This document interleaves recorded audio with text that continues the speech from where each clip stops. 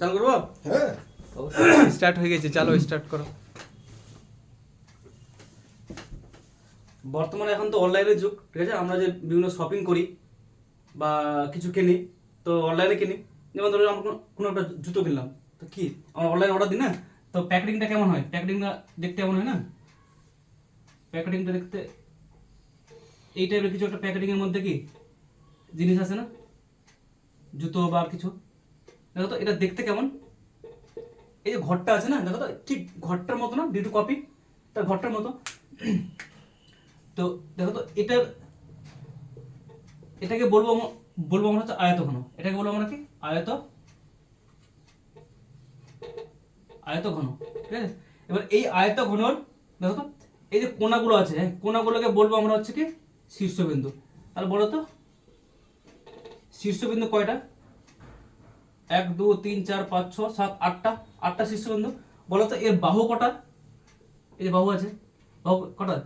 4টা 8টা 8 4 12টা। বাহু হচ্ছে 12টা।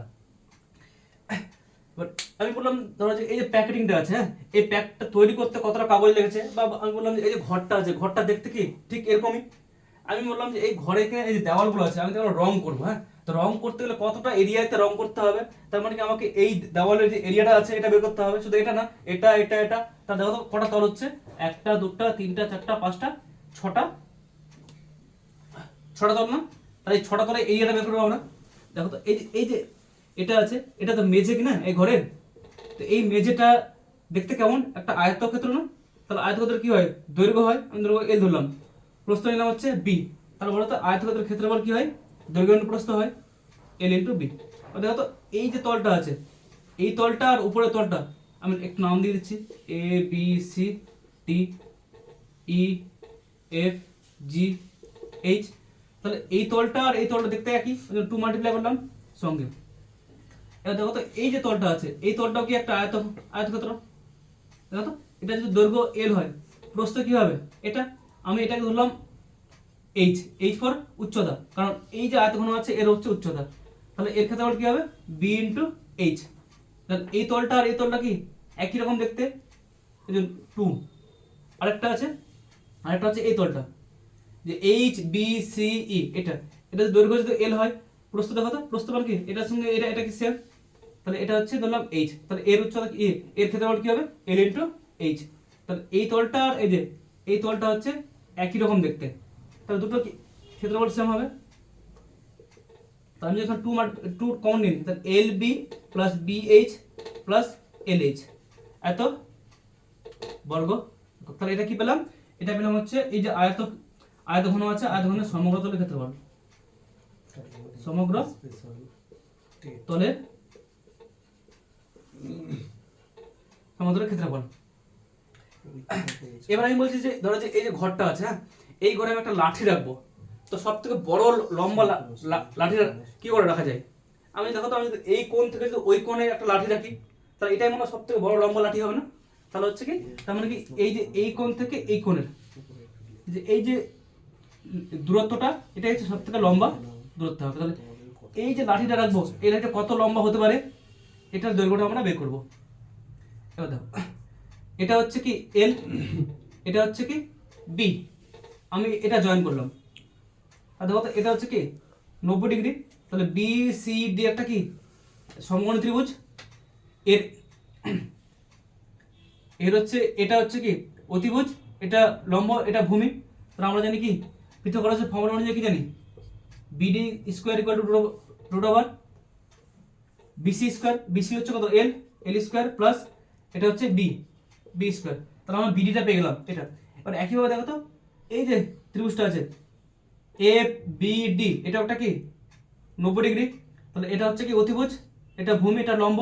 তাহলে একইভাবে আমরা এখান থেকে কি পাবো? F B equal to root over কত হচ্ছে বিডি স্কোয়ার, বিডি প্লাস কত হচ্ছে ডিএফ স্কোয়ার। বিডি কত পেয়েছি? এটা L square plus B square plus হচ্ছে ডিএফ মানে কোনটা? এটা আর এটা কি হাইট, তো তাহলে এটা হচ্ছে এইচ। তাহলে এখান থেকে কি পেলাম? যে কোনো একটা যদি আয়তঘনকের দৈর্ঘ্য এল হয়, প্রস্থ বি হয়, উচ্চতা এইচ হয়, তাহলে এর হচ্ছে সব থেকে লম্বা লাঠি রাখা যাবে হচ্ছে এই লেন্থের, L square plus B square plus H square এত একক। এটাকে বলা হয় আয়তঘনকের কর্ণের দৈর্ঘ্য, এটাকে বলা হয় কি কর্ণের দৈর্ঘ্য।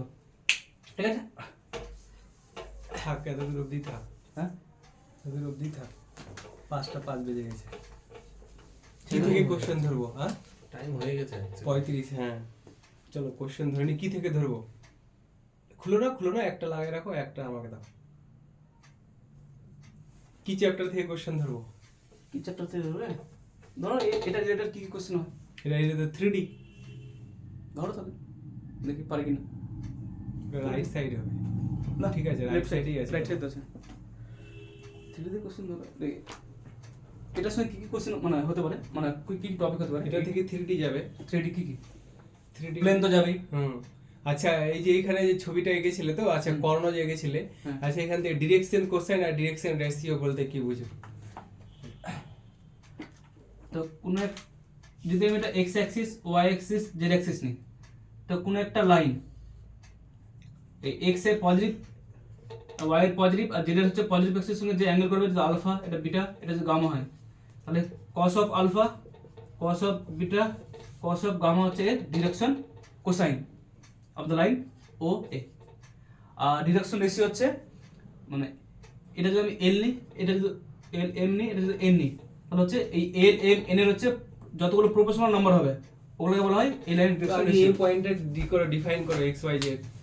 হ্যাঁ বুঝলাম না, এই পয়েন্টটা ডিফাইন করো, এই পয়েন্টটা ডিফাইন না করে কি করে ডিরেকশন কোসাইন বললাম? না বলা যায় তো একটা লাইন স্ট্রেট লাইন। হ্যাঁ তো স্ট্রেট লাইনটা আগে এই পয়েন্টটাকে তোমাকে ডিরাইভ করতে হবে তো।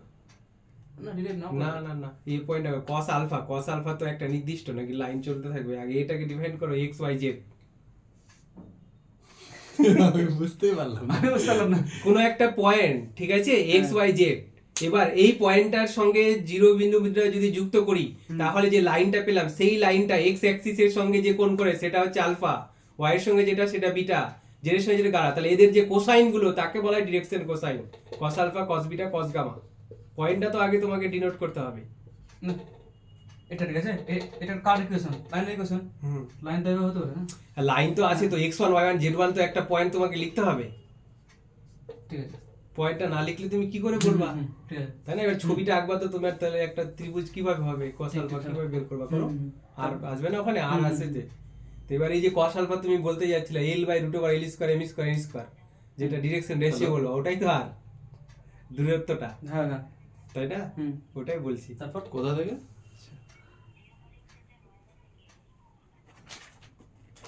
আচ্ছা কোনো একটা অক্ষের সাপেক্ষে ঠিক আছে, আমরা যদি কোনো একটা কার্ভকে ধরো স্থানান্তর করি এক্স ড্যাশ ওয়াই ড্যাশ পয়েন্টে, তাহলে নতুন যে পয়েন্টটা পাবো তার কিরকম কোঅর্ডিনেটটা হবে? আচ্ছা ওখানে আপনি যেটা বললেন যে এই আলফা বিটা গামা ওই ওই সরলরেখার পজিটিভ ডাইরেকশনের সঙ্গেই নিচ্ছি, নেগেটিভ ডাইরেকশন বলতে ওখানে যদি নেওয়া যেত তাহলে কি হতো? ওটা কি ডিরেকশন কোসাইন হতো না?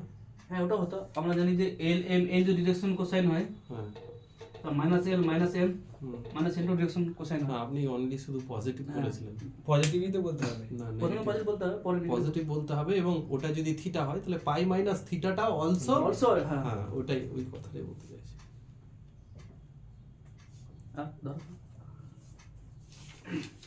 ওই যে বললাম, বলো কোনো একটা কোঅর্ডিনেটকে যদি চেঞ্জ করি নতুন একটা পয়েন্টে তাহলে কি পরিবর্তন হবে? যদি আমি কোনো একটা পয়েন্ট যদি এক্স ওয়াই জেড হয় আর যদি এটা যদি আমি ওই এই অরিজিনটা যদি না আলফা কমা বিটা পয়েন্টে কি করি ট্রান্সফার করি, তাহলে নতুন যেটা হবে x1 y1 z1, তো x1 করে কত হয় x প্লাস আলফা, y1 করে হচ্ছে y প্লাস থিটা, z1 করে হচ্ছে z প্লাস গামা, এরকম হয়। আচ্ছা লেন্থ অফ সাবটেনজেন্ট বলতে কি বুঝো?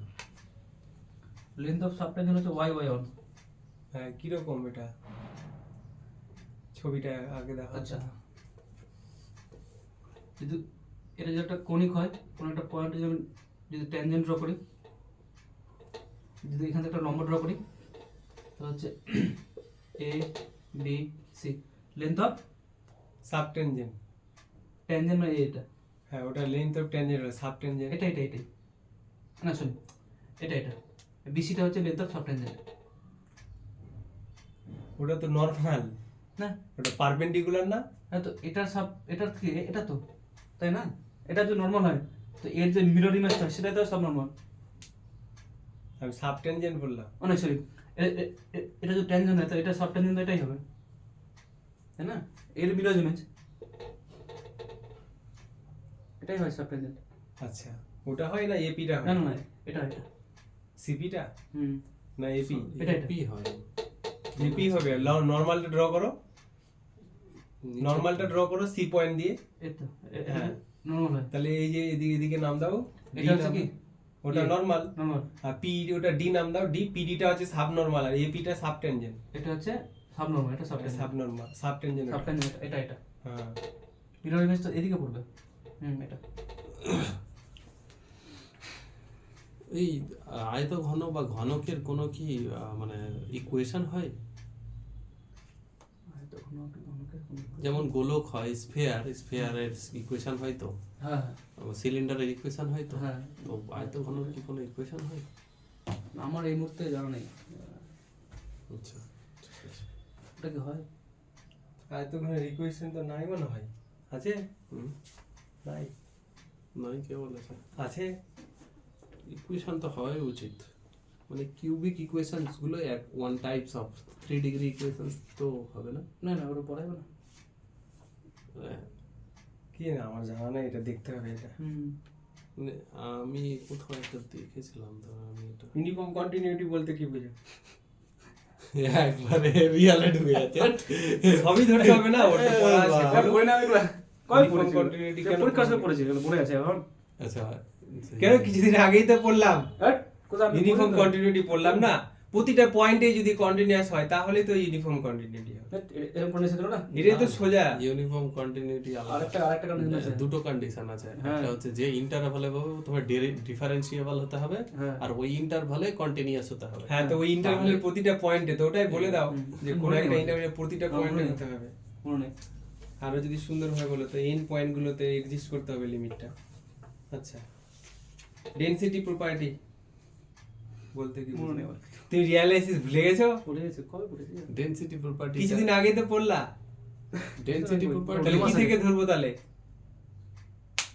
3D থেকে ধরতে ধরো 3D ধরো কথাটা মনে আছে। 3D থেকে তো ফের কি আছে? আপনি স্ফেয়ারের ইকুয়েশনটা লিখুন তো। x square plus y square plus z square equal to r square, যদি সেন্টারটা অরিজিন হয়। এই ছবিটা একটু খুব খারাপ হলো, এই আর যদি সেন্টারটা যদি অরিজিন হয়।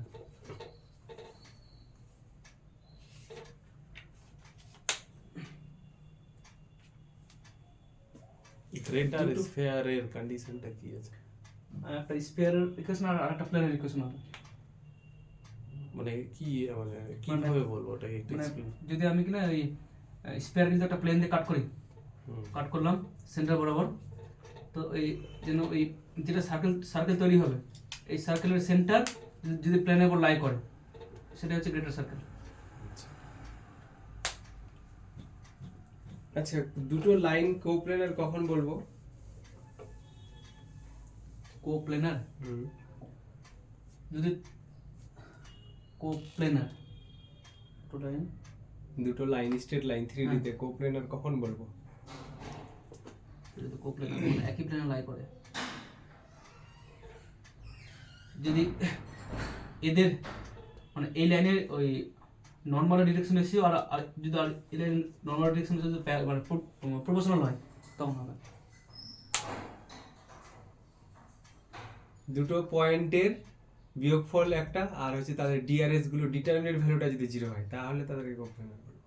আরেকবার x1 minus y1 a1 b1 c1 a2 b2 c2, determinant ভ্যালুটা তাহলে x2 minus x1 y2 minus 1 z2 minus z1 একটা হলো, আর নিচে a1 b1 c1 a2 b2 c2, তাহলে এদের যে ডিটারমিনেন্ট ভ্যালু পাবো সেটা যদি 0 হয়ে যায় তাহলে বলতে পারবো। না আমি যেটা বললাম এটা হবে কি? এর হচ্ছে নর্মাল ডিরেকশন এসেও আর এই নর্মাল ডিরেকশন এসেও সেম হবে। তুমি যেটা বলছো ওটা সমান্তরাল হচ্ছে না? সমান্তরালের তুমি ক্ষেত্রে যেটা এটা। বলছো a1 a2 equal to b1 b2 equal to c হ্যাঁ, মানে এটা- প্যারালাল, এটা মনে হচ্ছে প্যারালাল। শুরু করো তো, আর একটু টাইম আছে। একটু শুরু করো, স্টার্ট করো। কি করছো? একটু শশাই কাটো, ওর একটু ইন্টারভিউ নিচ্ছি, একটু আর একটু 5 মিনিট। এটা হয়। হুম। তাহলে আমরা কি করি, এই ডিটারমিনেন্টে কি হয়, 0 হয় না, কি হয়, x2 minus x1 y2 minus y1, এখানে কত হয়, L1 M1 N1 L2 M2 N2, এটা 0 কখন হয়, যদি এই দুটো কি হয়, প্যারালাল হয়, তবে 0 হবে প্যারালাল না হলে 0 হবে না, না, আইডেন্টিক্যাল না তো হবে না। আইডেন্টি না হলে 0 হয় না, আইডেন্টিক্যাল হলে অবশ্যই 0 হবে, কিন্তু আইডেন্টিক্যাল না হলে 0 হবে না। জিরো হতে পারে। অনেক সময় অনেক ডিটারমিনেন্ট ভ্যালু আছে যাদের আর নন আইডেন্টিক্যাল, বাট তার ডেট ভ্যালু তো জিরো আসতেও পারে না। হুম। মানে বেশি পারফেক্ট যেটা হ্যাঁ, ডিটারমিনেন্ট দিয়ে হ্যাঁ। বলা, আর তুমি যেটা বেশ বলছো ওটা আমার মনে হয় সমান্তরাল। হ্যাঁ, মানে- সমান্তরালের পারফেক্ট ওটা উদাহরণ। সমান্তরাল হলেও হবে, ওটা ওয়ান টাইপস হয়ে গেল, স্পেশাল কেস। স্পেশাল কেস ওটা হবে কিনা কমপ্লিমেন্ট, কিন্তু ওটা ওয়ানটা ঠিক, ঠিক ঠিক। হ্যাঁ। এটা একটা প্লেন আছে, এখানে একটা স্ট্রেট লাইন আছে, ওখানে একটা স্ট্রেট লাইন আছে, ঠিক আছে। হুম। এবার ওর নরমাল ডিআরএস এর নরমাল ডিআরএস গুলো সেম হতে পারে, কিন্তু এটা কোপ্লানার কেমন বলতে পারবে তুমি, হ্যাঁ, তাই না? দুটো দুদিকে প্লেন যদি হয় সেম হতে ওটা পারে, মানে একটা সাব কেস হয়ে গেল, না হওয়ার কিছু না, একটা লাইন ধরো এত ডিগ্রি করে হ্যাঁ, গেছে, হ্যাঁ, ঠিক আছে। ডিআরএস আর ডিআরএস হুম। এত ডিগ্রি ঢুকে যায়। থাক, আজকে টাইম হয়ে গেছে, একবারে টাইম হয়ে গেছে, তুমি ঠিক 15 আছে, মিনিটও টাইম ইফতারের 17 মিনিট হয়ে গেল।